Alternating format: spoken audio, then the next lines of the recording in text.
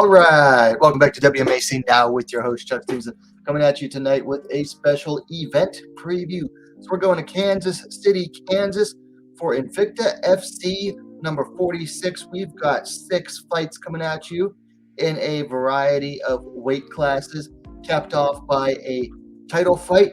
Karina Rodriguez taking on Daiana Torquato in a rematch from the last flyweight title bout when it was vacant. Now, Rodriguez was originally supposed to be taking on Ketlin Souza. However, Souza had to withdraw, so they pulled Torquado up from the co-main event and found a replacement for her in that bout as well. So I like the lineup for this event. It looks pretty good. Some promising fighters and prospects in this one, along with some veterans. And of course, the championship bout. Not going to go too detailed on the breakdowns of these bouts, but we are going to get this one done and look forward to the fights that happen on Wednesday night. It is Monday night as I record this, and the fights are on Wednesday at Invicta FC's YouTube channel and MMAJunkie.com as well. So going to the first fight, we have a strawweight bout. Fatima Klein taking on Nadia Vera. I remember watching Klein's debut bout. Looked very promising. That was 9 months ago for Invicta. Vera is a new one to me, but we'll see what she brings in. Going to the stats, the Archangel Klein coming in at 1-0. Of course, made her debut for Invicta via submission 9 months ago. Vera last fought 3 months ago down in Mexico, picking up a TKO win. No age available for Klein. Vera is listed at 32. Klein's going to have a nice height advantage here. 5 feet 6 inches, 168 centimeters to 5 feet 1 inches, 156 centimeters for Vera. No reach for Vera. Klein is listed at 67.5 inches, 171 centimeters. So this is kind of a hard one, difficult one, because how do you make a pick? I've never actually seen any of Vera's fights. Klein, very impressive in her pro debut. So I really don't feel comfortable making a pick on this one. It's just not fair when you haven't seen a fighter and fight at all, and the other one you've only seen fight once. Fatima Klein, though, she's got a busy week ahead because she's fighting on Wednesday, and then Saturday night she's going to be in a pro grappling tournament for the Medusa female-only grappling, brought to you by the Eddie Bravo Invitational, and that's going to be on Fight Pass. So keep an eye out on that one. Moving up on the card, but down in weight, I should say, we have an atomweight bout. Paulina Granados taking on Monique Adriani in a battle of atomweight veterans. I've seen both of these two fight a number of times, and I'm looking forward to this one because they both bring the action and excitement. So going to the stats here, Firefox in desperate need of a win. She has dropped 3 of her last 4. Last fought in the Invicta Phoenix series 8 months ago, losing a split decision after a single round to Marissa Messer-Valencia. Adriani coming in off of a loss herself. She has not fought in over 2.5 years. Last lost to Lona Lukbunmi 2 years, 8 months ago for Invicta by decision. So both ladies are going to look to get back on the winning path, and for Adriani, she's going to be pulling off some rust here. Adriani is the younger fighter, 30 years to 34 for Granados. Looks like Adriani's slightly taller, 5 feet 3 inches, 160 centimeters to 5'2", 157 centimeters for Granados. Adriani's going to have a nice reach advantage there of 3 inches, 65 inches, 165 centimeters to 62 inches, 157 centimeters.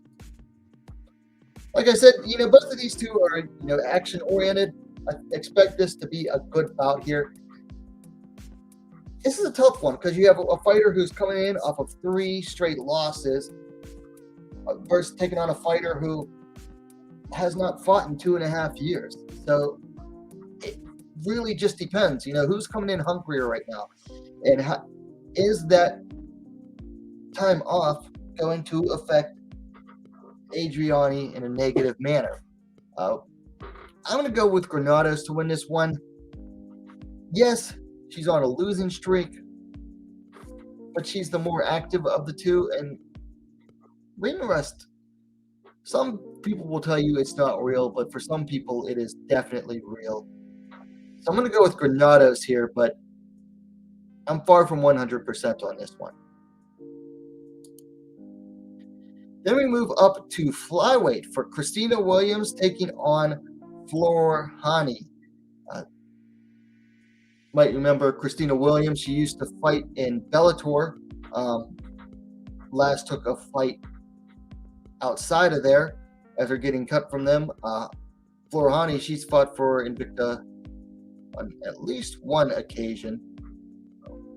So a couple of recognizable names here. And Hani's also fought for LF8 as well. So a couple of recognizable veterans here. Going to the stats. The Warhorse coming in at 4-3. Itohine coming in at 4-1. Williams coming in off of a win 11 months ago over Helen Lucero at XFC via decision. Hani last picked up a split decision win 7 months ago for Hexagon in France. Let's see. Williams is the younger of the two, 32 to 35 for Hani. I didn't realize Williams was 32. For some reason, that's surprising to me. Williams has a nice height advantage here of 5 inches. 5 feet 8 inches, 173 centimeters to 5 feet 3 inches, 160 centimeters for Hani. The reach is a little bit closer, though. It still goes to Williams, 67.5 inches, 171 centimeters to Hani, 65 inches, 165 centimeters. I'm going to go with Williams here. She hasn't fought as recently as Hani, but I remember watching her in Bellator. She tore onto the scene, had some nice wins, but also some tough losses. But I mean, you look at her who her last 2 losses are to: the current Bellator champ, Juliana Velasquez, and the most recent title challenger, Denise Kielholtz. Williams' losses are to, opponents who are better than Hani has fought. Now, Hani does have that nice win over Stephanie Page in her last fight. That was a split, and that's not a bad win at all. But, I'm going to go with the Warhorse, Christina Williams, to pick up the win in this one. I like watching her striking. Keeping things moving, we're going back down to strawweight for Danielle Taylor versus Liz Tracy. Couple of veterans in this one as well. Going to the stats, Dynamite Danielle Taylor coming in at 11-6. The Titan Liz Tracy coming in at 6-4. Now, Taylor has been going back and forth between wins and losses. Her last fight was the devastating knockout loss to Emily Ducote, fighting for the title 5 months ago. For Tracy, she defeated Jody Escobar via split decision at that same event for Invicta. But before that, she had just that would stop the 3-fight skid for her. Tracy is the elder fighter by 1 year, 33 to 32. Tracy a little bit taller, 5 feet 2 inches, 157 centimeters to 5-0, 152 centimeters for Taylor. They have an identical reach, though, 64 inches, 163 centimeters. This is a fight that, I could see this going either way. It's a toss-up for me. Tracy is a former flyweight, where she fought the likes of, Victoria Leonardo, Deanna Bennett, Steph Geltmacher. Moved down to strawweight for her last bout and picked up a split win. Taylor, when she's on It's just a matter of will she actually come in on. You know, when she beat Montserrat Ruiz, that was a very exciting fight. It was fun to watch. I mean, I was there in person for that one. That was a fun fight. And that was the most fun I've seen Taylor fight in a while. She was not gun shy in that fight. Problem is, most of her fights, she prefers to just circle and circle and circle and circle and not really engage. And then in her last fight against Dakota, she did try to engage, and she paid dearly for it, which makes you wonder, is she going to be gun shy coming off of her first ever knockout loss in devastating fashion? And is she going to go back to her circle, circle, circle phase? It terrifies me thinking that that is going to be the result, and that's what we're going to have to live with. As for who wins, for me, this is a coin toss. I'm just hoping that it's not a terribly boring bout.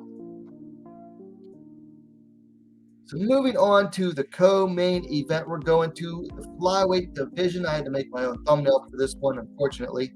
Milana Dudieva taking on Denise Gomes. So Gomes is a late notice replacement. Dudieva was supposed to be taking on Daiana Torquato, who got moved up to the main event. So Dudieva now taking on the short notice replacement Gomes. Moving on to the stats here, Dudieva coming in at 12-8. Gomes coming in at 4-1. Dudieva has not fought in 2.5 years. Last lost a split decision to Daiana Torquato. So her originally scheduled bout was supposed to be a rematch. And before that, she had lost a split decision to Karina Rodriguez 3 years ago. So Dudieva looking to not only shake off the ring rust, but also to stop a skid. Now Gomes, on the other hand, lost her pro debut 11 months ago. Or no, I'm sorry, that was 4.5 years ago. And she has fought 4 times in the last 11 months.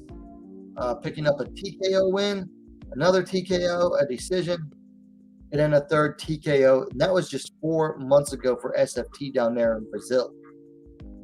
So she, for someone who first put on the gloves 4.5 years ago and then took a long break, she's been very active this past year. I don't have an age available for Gomes. Dudieva is 32 years old. No other stats available for Gomes.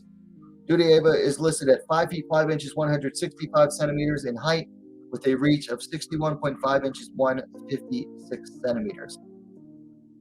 That is a very short reach for Dudieva. Now, she's the UFC veteran, fought there at bantamweight, moved down to flyweight when she got to Invicta. Still having mixed results since then.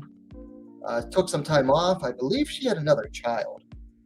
So she's, like I said, she's got to shake off a lot of ring rust and is looking to halt a skid. Gomes taking this fight on very short notice. For me, this is another coin toss because Gomes is coming in here. She has absolutely nothing to lose. For Dudieva, she has a lot to lose. I mean, it's supposed to be like a bit of a comeback fight for her. But at least she is coming in fully prepared, whereas Gomes is coming in off of no camp, really, just a weight cut. I'm going to go with Dudieva just based on the fact that she is actually coming in prepared. She is coming in off the ring rust. She is coming in on a skid.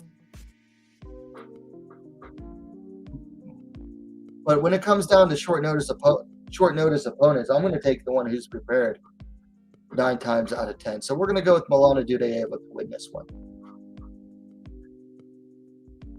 So then we move on to the main event, Flyweight Championship, a rematch from 8 months ago, where Rodriguez came away winning a unanimous decision, capturing the vacant flyweight title. Like I said, Rodriguez was supposed to be fighting Ketlin Souza. Ketlin Souza had to withdraw. I'm not sure why. But Torquado stepping in for the rematch, hungry for revenge and wants that strap. Go ahead to take a look at the statistics on this one. Rodriguez coming in at 9-4. Torquado coming in at 10-4. Of course, they last fought each other. Rodriguez coming ahead in the decision. Torquado coming out on the losing side. Rodriguez is the elder fighter, 36-31.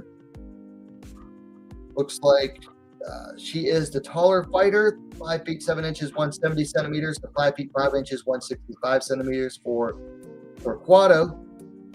And slight reach advantage to Rodriguez as well, 67 inches, 170 centimeters to 65.7 inches, 167 centimeters for Torquado. So I'm going to go with Rodriguez to win this one. Granted, neither fighter was preparing to fight each other. So I don't see, them really looking to have improved over the other necessarily, or over the other style in the short amount of time that they've known that they would be fighting each other. So it's not like this was an immediate rematch and they came in, prepared for each other. So I'm going to go with Rodriguez simply because she did beat Torquado the last time out. And I don't see either of them really changing up anything in the 8 months since then. So I'm going to keep going with Rodriguez to beat Torquado in this rematch. And then it'll be interesting to see, if Rodriguez wins, where does she go from here? I got to be honest, I don't see the UFC signing her at this point. I mean, not at 36 years old. I would like to see her go, and I've said this in the past, I'd like to see her possibly go to one championship and fight Sion Vignan for their 125-pound flyweight title. Boxer versus boxer. I think that would make for a very fun striking battle. So, like I said, I'm going to go with Karina Rodriguez for this one. Probably by decision again. All right, so there you have it, my Invicta 46 preview. Like I said, this goes down this Wednesday, March 9th, on Invicta FC official YouTube channel, also MMA Junkie YouTube channel as well. Check it out at either location. I haven't done a fight companion for Invicta for a while, and I won't be doing one for this one. I just don't have the time and energy for it lately. So, but I will be watching and I will be updating live on Twitter. You can follow me at NowWMMA if you're on Twitter. In the meantime, let me know your thoughts on this event. Who are your picks? Let me know in the comments down below. If you liked the video, please give it a like. And while you're at it, don't forget to subscribe to WMMA Scene Now, the best, most complete women's mixed martial arts dedicated platform on YouTube. Thanks for watching, and we'll see you next time.